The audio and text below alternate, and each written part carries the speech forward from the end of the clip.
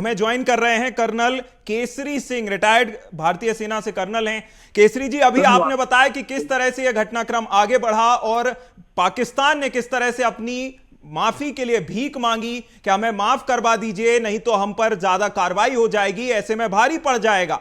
तो अब क्या देखते हैं आप इससे आगे? सीज फायर की घोषणा आज शाम 5 बजे से हो गई है, ऐसे में 12 तारीख को जब फिर से डीजीएमओ का फोन आएगा, उसके जवाब में क्या जाएगा? विश्व में हमारे देश का कद, हमारे प्रधानमंत्री जी का कद बढ़ गया है। भाई हमारी बहुत बड़ी राजनीतिक कहिए, कूटनीतिक कहिए, विश्व में बहुत बड़ी जीत है हमारी।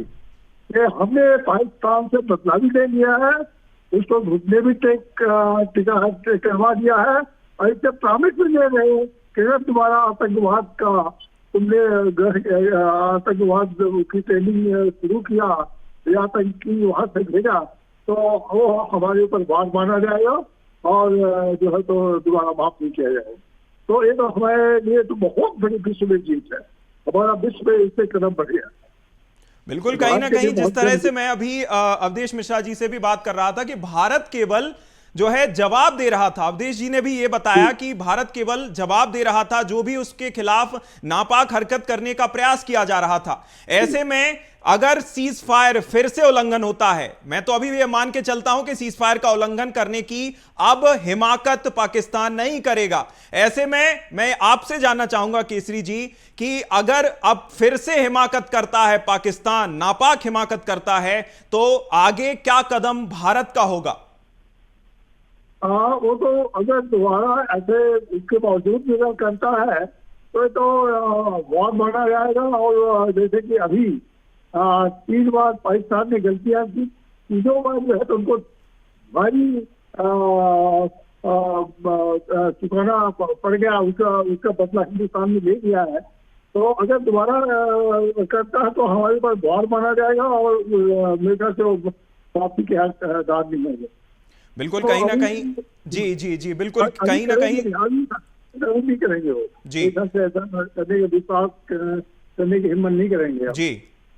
बिल्कुल कर्नल साहब, ये भी जानना चाहूंगा मैं आपसे कि जिस तरह से आज भारत ने एक बड़ा कदम भी यह भी उठाया है कि अगर अब कोई भी आतंकी हमला होता है, कोई भी आतंकी गतिविधि भारत पर होती है, तो उसे एक्ट ऑफ वॉर माना जाएगा, जो कि अपने आप में एक युद्ध का प्रयास माना जाएगा। ऐसे में अगर फिर से हिमाकत आतंकी गतिविधि की जाती है तो फिर क्या?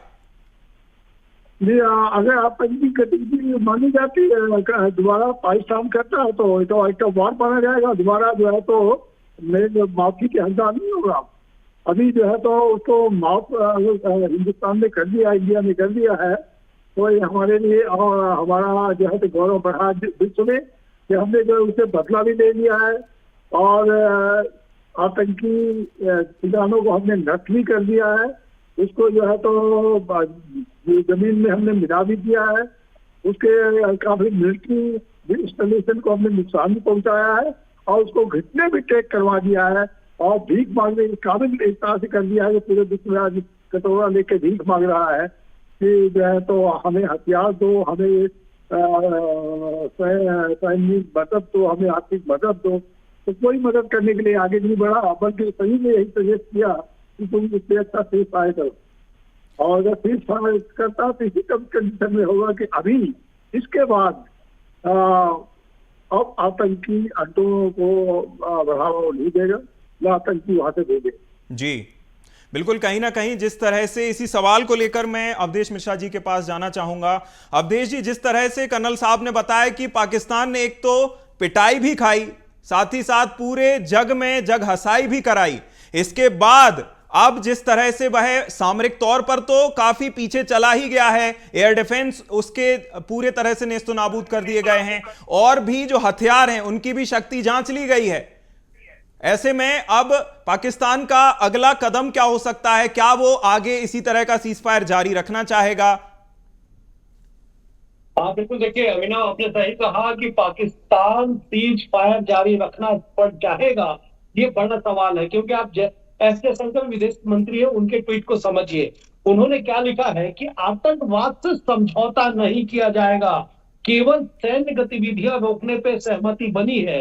मतलब ये साफ है कि भारत ने कह दिया है कि भले वो सीज फायर के लिए तैयार हुआ है, दोनों देश सीज फायर पे तैयार हुए हैं, लेकिन एस जयशंकर ने ट्वीट करके इस बात को सीधे तौर पे कहा है कि कहीं से भी आतंकवादी कार्रवाई पे, आतंकवादी घटना पे समझौता नहीं किया जाएगा।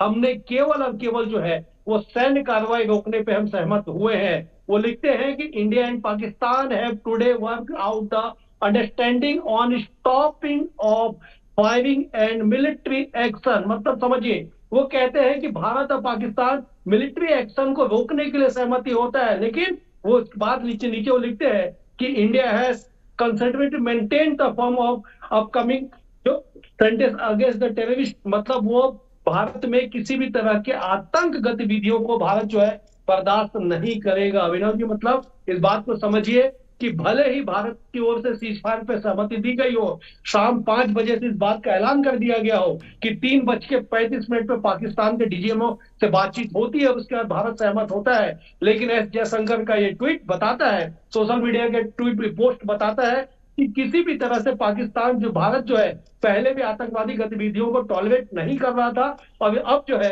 कतई नहीं करेगा। 12 मई को दोपहर 12 बजे दोनों देशों के बीच बातचीत होगी, लेकिन इस बीच में अगर कोई भी आतंकी गतिविधि अगर कहीं पे किया जाता है, नापाक हरकतें की जाती है, तो भारत की ओर से उसका पुरजोर जो है जवाब दिया जाएगा। जी अभिनव। बिल्कुल, कहीं ना कहीं पुरजोर जवाब तो दिया ही गया है और आगे भी दिया जाएगा। हमें ज्वाइन कर रहे हैं महेंद्र प्रताप सिंह राणा, पूर्व सैनिक हमें ज्वाइन कर रहे हैं, उनसे भी जान लेते हैं। महेंद्र जी, आपका बहुत स्वागत करता हूं बीएसटीवी पर सबसे पहले तो, और यह जानने का प्रयास करूंगा कि जिस तरह से जो है आगे अब सीज फायर की घोषणा हो गई है, सीज फायर की तरफ दोनों देश बढ़ गए हैं, ऐसे में जब अब पाकिस्तान ने अपने कदम पीछे ले लिए हैं, आगे क्या जो है प्रतिक्रिया और आगे क्या रणनीति भारत की रह सकती है? सबसे पहले तो जय हिंद। आप सबको शुभकामनाएं। ये भारत की बहुत बड़ी जीत है और भारत ने पूरी दुनिया को दिखा दिया। हम पूरी दुनिया में पहला देश है, भारत ऐसा देश है जिन्होंने न्यूक्लियर पावर को पे अटैक किया है, न्यूक्लियर पावर पे के ऊपर इतना बड़ा एक्शन लिया है। इजराइल ने भी नहीं किया, रशिया ने भी नहीं किया। उनके पास जिन पे अटैक कर रहे थे वो न्यूक्लियर पावर नहीं थे। और पाकिस्तान आज अगर घुटनों पे है तो उसका सबसे बड़ा कारण हमारी राजनीतिक इच्छा शक्ति, हमारा शौर्य, हमारी सेनाओं का शौर्य है कि जो दिखाता है आज पूरे विश्व को। भारतीय सेनाओं ने दिखा दिया कि अगर हमारे स्वाभिमान के साथ कोई छेड़छाड़ करेगा तो हम अपने स्वाभिमान से, अपनी मिट्टी से समझौता नहीं करेंगे। और आज सीज फायर की घोषणा हुई है। सीज फायर के लिए आज दोपहर को जब उनके रक्षा सचिव ने जब वहां उनके विदेश मंत्रालय ने, भारत के विदेश मंत्रालय के सामने जो अपनी आग्रह किया कि हम सीज फायर चाहते हैं, तो हमारी तरफ से सिर्फ यही बयान आया है कि अगर आतंकवादी एक्टिविटी को, किसी भी आतंकवादी एक्टिविटी को एक्ट ऑफ वॉर माना जाएगा। यानी अगर आपने कोई भी आतंकवादी एक्टिविटी की तो हमारी तरफ से वो युद्ध की घोषणा होगी। तो ये अभी भी हमारी सेनाएं तैयार हैं। और हमको पाकिस्तान पे हम 70-75 साल से जानते हैं। इसके ऊपर इतनी जल्दी विश्वास करने वाला देश है ही नहीं है। ये आज जब उनके आतंकवादी संगठन उड़ गए, जब चारों तरफ से वो घिर गया, तब वो जानता है कि मैं नक्शे में मिलूंगा नहीं कहीं भी अगले 24 घंटे में। तो ये उन्होंने घुटने टेक दिया। तो ये बिल्कुल कहीं ना कहीं जी महेंद्र जी, इसी सवाल के साथ मैं जो है कर्नल साहब का रुख करना चाहूंगा। कर्नल साहब, जिस तरह से जो है अब थोड़ा सा जूम आउट करके अगर जियोपॉलिटिकल लेवल पर चलें तो एक्ट ऑफ वॉर घोषित कर दिया गया है। पाकिस्तान अगर कोई भी आतंकी हिमाकत करता है, आतंकी गतिविधि की जाती है, भारत में वह एक्ट ऑफ वॉर होगी। ऐसे में क्या जो है दुनिया के वर्ल्ड लीडर्स हैं वह पाकिस्तान पर दबाव डाल सकते हैं कि उसे अपने आतंकी ठिकानों को खत्म करना होगा, आतंक को पनाह देना बंद करना होगा? कर्नल साहब, उस पर अमेरिका का और सभी बड़े देशों का, अमेरिका ने भी कहा है, रशिया ने भी कहा है, दूसरे देशों ने भी कहा है, इजराइल ने भी कहा है कि अगर ये आतंकवाद को पालता है तो एक्ट ऑफ वॉर होगा। तो मेरे ख्याल से उसको अब नहीं करना चाहिए, लेकिन पाकिस्तान तो भरोसा करना बड़ा मुश्किल है, क्योंकि आज हम पाकिस्तान के साथ इतने साल उसके साथ बॉर्डर में भी रहे हैं, वहां भी हमने देखा है। भरोसा करना बहुत मुश्किल है, चाहे कुछ भी कर लीजिए, लेकिन अगर आतंकवाद करता है तो दोबारा उसको माफी के काबिल नहीं होगा, और मेरे ख्याल एक्ट ऑफ वॉर होगा, और उसका अस्तित्व मेरे ख्याल से मिट जाएगा। बिल्कुल, कहीं ना कहीं जिस तरह से आपने बताया कि उसका वजूद मिट जाएगा, और भरोसेमंद तो वह बिल्कुल नहीं है।